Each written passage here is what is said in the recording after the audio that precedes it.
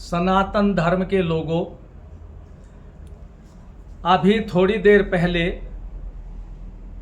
आश्रम में पुलिस आई थी और ये नोटिस दे करके गई है।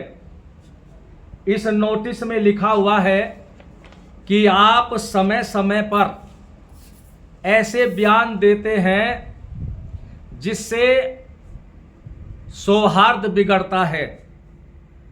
भविष्य में ऐसा कोई वक्तव्य न दे, नहीं तो हमें आपके खिलाफ कानूनी कार्रवाई करनी पड़ेगी।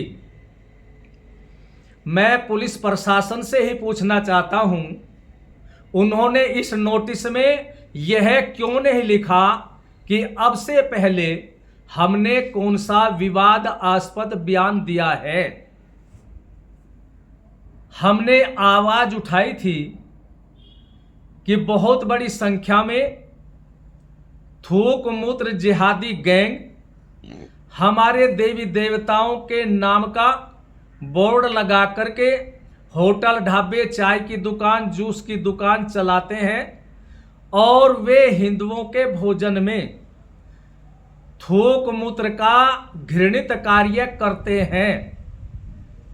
तो जब हमने ये आवाज उठाई, हमारी आवाज सत्य पाई गई और पुलिस प्रशासन ने ही कार्रवाई की थी।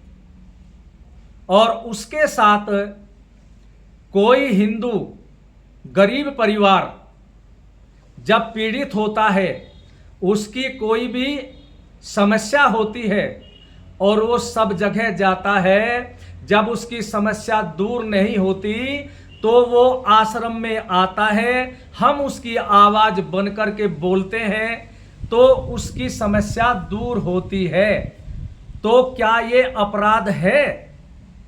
और इसके साथ साथ मैं ये कहना चाहता हूं कि सनातन धर्म के लोगों के ऊपर यदि किसी भी जिहादी का कोई भी जिहादी कार्य होगा तो हमें उसके खिलाफ आवाज उठानी पड़ेगी, आवाज उठाएंगे।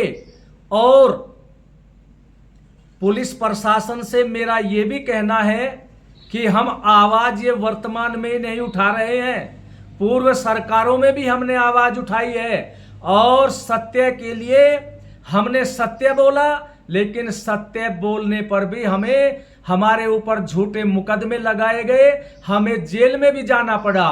अब भी मैं कह रहा हूं, सनातन धर्म के लोगों से भी कहूंगा और दूसरे लोगों से भी मेरा ये कहना है कि ये नोटिस नहीं है, अब कुछ और भी कार्रवाई हमारे खिलाफ होगी, झूठे मुकदमे भी लगाए जाएंगे और जेल में भी डाला जाएगा। लेकिन हम कहना चाहेंगे कि चाहे झूठे मुकदमे लगाए जाए, जेल में डाले जाए, अरे चाहे फांसी भी हो जाए, हमें इसकी कोई चिंता नहीं है, क्योंकि फांसी गोली से मरना वीरों की निशानी होती है। हम सनातन धर्म के सन्यासी हैं, सनातन धर्म के प्रचारक हैं। जब तक हमारे शरीर के अंदर एक एक भी रक्त की बूंद है, हम सनातन धर्म की पताका को झुकने नहीं देंगे और अपना कार्य बराबर इसी तरह करेंगे।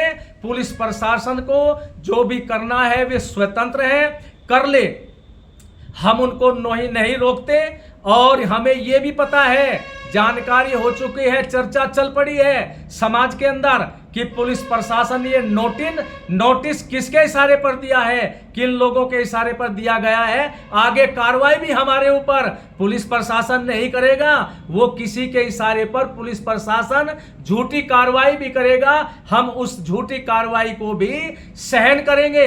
लेकिन जब तक समाज के अंदर है, समाज की आवाज बन करके रहते रहेंगे, आवाज बनेंगे।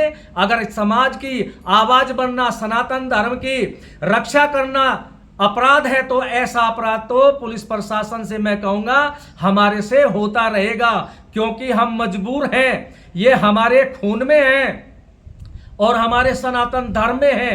ये हमारे से हो नहीं पाएगा कि इस नोटिस के डर से हम चुप हो जाएं।